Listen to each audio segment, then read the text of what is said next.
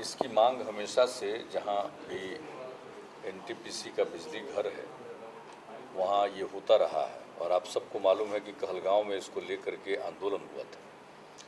पिछले साल मई में जब केंद्रीय ऊर्जा मंत्री शिंदे साहब आए थे उस समय भी स्थानीय लोगों ने ये मांग रखी थी। बाद में काफ़ी इस पर एक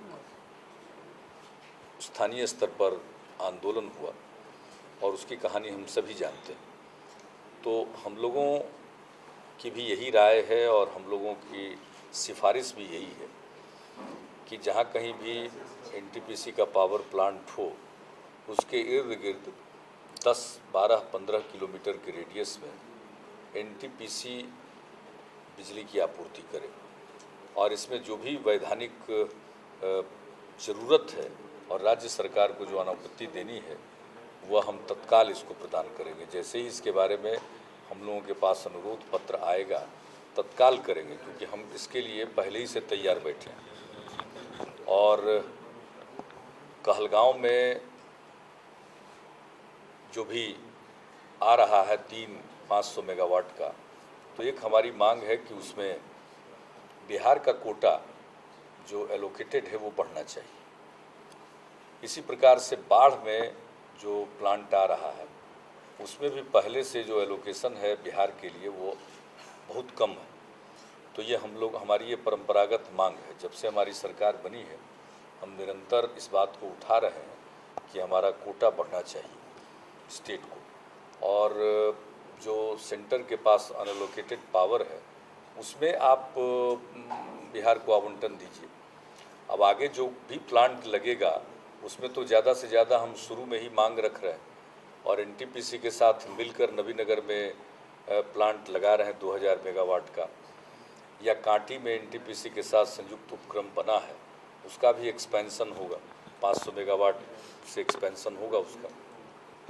तो आगे जो भी प्लांट लगेंगे उसमें तो ये बात हम लोग पहले ही से कर रहे हैं, लेकिन जहाँ पहले से प्लांट है और जिनका एक्सपेंशन हो रहा है, जैसे कहलगांव का 500 मेगावाट की 3 इकाई यानी 1500 मेगावाट इंस्टॉल्ड कैपेसिटी उसमें बढ़ने जा रही है। बाढ़ में 3 है 660 मेगावाट की इकाइयाँ यानी लगभग 2000 मेगावाट की, तो उसमें बिहार का कोटा बढ़े ये हमने आग्रह किया है।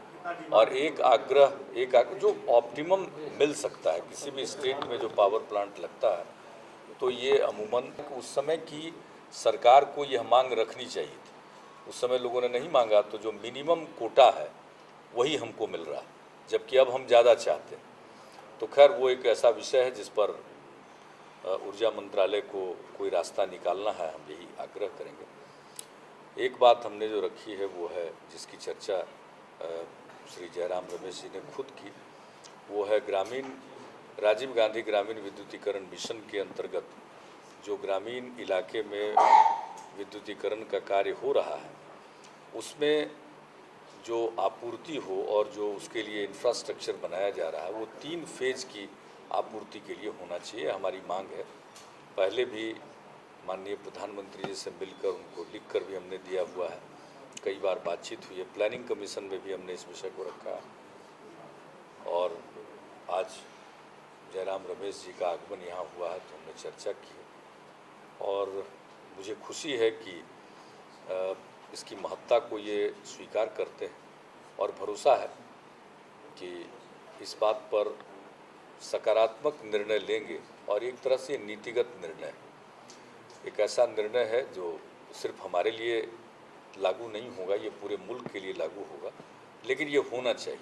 अब बिहार में गांव में अगर बिजली हम पहुंचा दें और सिर्फ बत्ती जले या पंखा चले तो लोगों को संतोष नहीं होगा।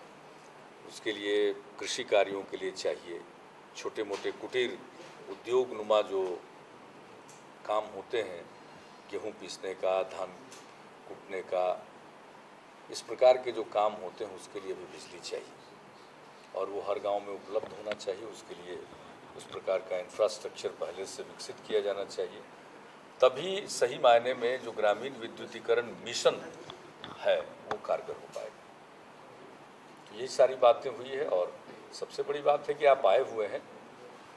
मैंने कहा है कि आप ज़्यादा फ्रिक्वेंटली आइए ताकि कहलगांव की भी प्रगति हो और बाढ़ की भी प्रगति हो, और इसके अलावा जो नबीनगर में मिल करके हम लोगों ने जो पावर प्लांट डालने का निर्णय किया है उसकी भी प्रगति हो, और आखिरी मिल करके एक पावर प्लांट और डाले, और इसके लिए दोनों राज्य विद्युत बोर्ड और एनटीपीसी मिल करके उसके स्थल का चयन करेंगे।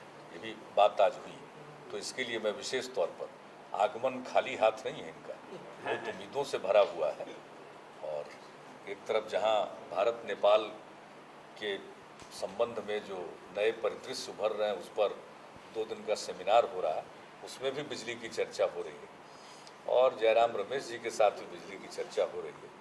तो उम्मीद करना चाहिए, बिहार के लोग इन दिनों तो बिजली के किल्लत से जूझ रहे हैं, लेकिन भविष्य ठीक हो उसके लिए हम लोग प्रयासरत कर रहे हैं। आज जो हालात हैं वो हमारे हाथ में 2 दिन में ठीक करने लायक भले ही न हो, लेकिन आगे अच्छी स्थिति हो, यहाँ के लोगों को भी बिजली मिले। कितनी कम बिजली है बिहार के लोगों को प्रति व्यक्ति, यानी 72 यूनिट बिजली बिहार के लोगों को मिले, जबकि देश में 600 से ज़्यादा यूनिट प्रति व्यक्ति उपलब्ध है। तो इतना बड़ा गैप है, इसको पाटते हुए राष्ट्रीय औसत के बराबर हमें पहुंचना है, तो बहुत कुछ करना होगा। और उस दृष्टिकोण से नबीनगर के अलावे एक और पावर प्लांट एनटीपीसी और बिहार सरकार मिलकर डाले तो हम समझते हैं उस लक्ष्य को प्राप्त करने में सहूलियत हो।